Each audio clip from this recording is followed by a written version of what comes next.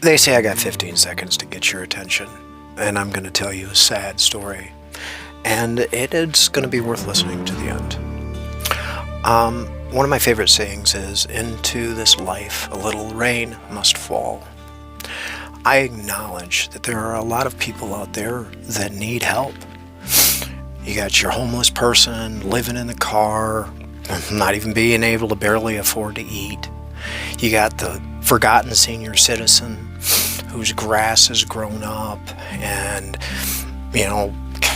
they're, again, barely getting by. There's a lot of barely getting by. I want to talk about my friend, a Desert Storm veteran, Clayton Glover.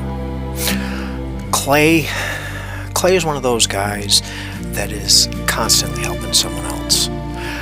He's volunteering for veteran services. He helped with the Rosie the Riveter tour, where they went around and did veteran stuff. Helped with the Tuskegee Airmen. I can list all of the things he's done, and there's a lot of them, but that's not really the reason that we're talking. Just like every man, including myself, Clay is too proud to, tell people about his problems. He's busy trying to help everybody else. But here's the thing.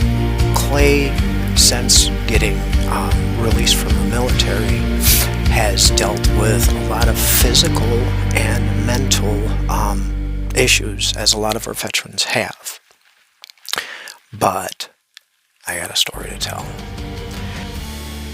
It started in 2018. 2018, his mom was driving and got hit by an, I have to say, alleged intoxicated driver, because the police never tested her. And long story short, the reason I say alleged is this same person that hit her ended up dying of an overdose within weeks of this accident. Now, unfortunately, Mom went through an incredibly painful, strung-out death due to necrosis, which is a horrible way to die. And that in itself, losing your mother, just to think about it, I don't know how I would do, but it gets worse. In 2021, Clay's sister Shelley, blame it on Mom's death, blame it on the psychosis from COVID, whichever way you wanna look at it. Clay's sister Shelley took a backpack. She filled it with rocks and heavy chain, and she walked into a lake and disappeared. We're talking like a newsworthy event here. We're talking helicopters looking, search parties, theories, and all kinds of questions. And here is Clay and his father. They're just beside themselves. I'm checking on him constantly, because I'm like, fuck, what would I do if that was my kid? I mean, not my kid, my sister, And they found her eventually in the lake, and she was gone. And that's horrible. Now he's lost his mother, and he's lost his sister. In 22, Clay's best friend, his father, also a military veteran, all of a sudden just contracted a mysterious illness and died. 1 minute he was there, and the next minute he's gone. And at this point, I thought I was going to lose Clay. I am so surprised that he has not, I'm sorry to be this way, but I'm surprised he didn't blow his brains out. He lost his entire immediate family inside of 4 years.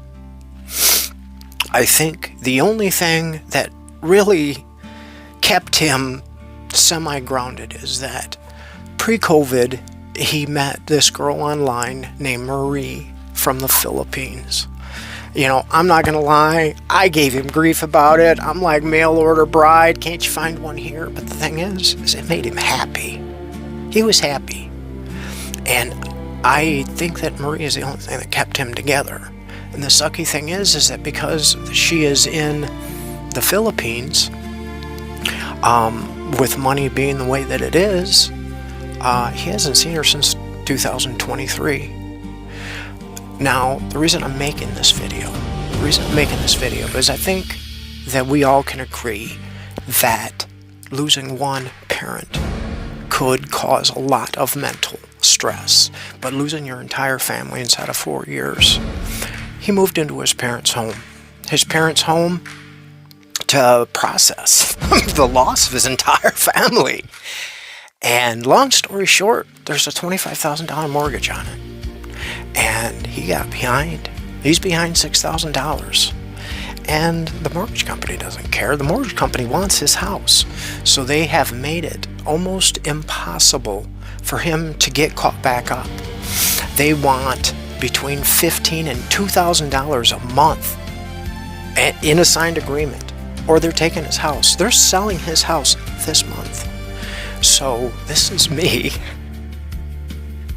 just trying to help. I will be attaching a GoFundMe. $6,000 is going to get him, it's going to save his house. But reasonably, he only owes $25,000. I'm seeing people that are, they're just giving, which is, that warms my heart, which is why I'm doing this video. In a perfect world, it'd be great if we could raise $30,000 for him. That would pay off his mortgage and give him $5,000 to go see Marie. In a perfect world, I'd love to see him have enough money to be able to go through the process to get Marie here legally, or for him to move there. I'd like him to be happy. Everybody deserves to be happy. So, if I pulled on your heartstrings enough, I'm not going to play that "In the Arms of an Angel," because that's just not fair. But if you can help, donate some money. If you don't have money, genuinely acknowledge a veteran and thank them for their service. Do your part. Make the world better. It's not that hard.